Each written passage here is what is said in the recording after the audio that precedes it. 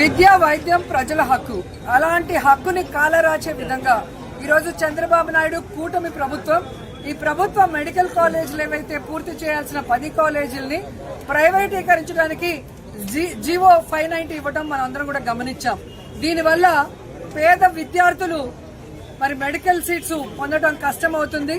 పేద ప్రజలు మరి సూపర్ స్పెషాలిటీ హాస్పిటల్స్ లో నాణ్యమైన వైద్యాన్ని పొందడానికి అనర్హులవుతారు. అందుకే ఈరోజు జగన్మోహన్ రెడ్డి గారి ఆదేశాల మేరకు ప్రజలందరినీ కూడా చైతన్యపరిచి గడప గడపకు వెళ్లి ఈ జీవో 590 వల్ల పేద విద్యార్థులు భవిష్యత్తులో కోట్లాది రూపాయలు పెట్టి మెడికల్ సీట్లు కొనలేని పరిస్థితి వస్తుంది. పేద ప్రజలు నాణ్యమైన వైద్యాన్ని అందుకోలేకపోతారు. కాబట్టి ఏం చేద్దామని అడిగితే ఈ ప్రభుత్వ దోపిడీని వ్యతిరేకిస్తూ ప్రజా ఉద్యమం చేయాలని ఈరోజు ప్రజలు కోరటం, ఆ ప్రజల మద్దతుతో వాళ్ళ సంఘీభావంతో ఈరోజు మేమంతా కూడా రాష్ట్ర వ్యాప్తంగా 175 నియోజకవర్గాల్లో ప్రభుత్వ మెడికల్ కాలేజీల్ని ప్రైవేటీకరించడాన్ని వ్యతిరేకిస్తూ ఉద్యమం చేయటం కల్లారా చూస్తున్నారు.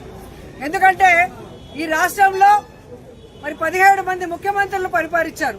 కానీ ఎవరూ చేయనటువంటి విధంగా జగన్మోహన్ రెడ్డి గారు తాను మొదటిసారి ముఖ్యమంత్రి అయినా కూడా పెద్ద ఆలోచనతో పేద ప్రజల కోసం, పేద విద్యార్థుల కోసం 17 మెడికల్ కాలేజీలకి శ్రీకారం చుట్టడం జరిగింది. ఆయన ముఖ్యమంత్రిగా ఉండగానే 5 మెడికల్ కాలేజీలని పూర్తి చేసి ప్రారంభించడం కూడా జరిగింది.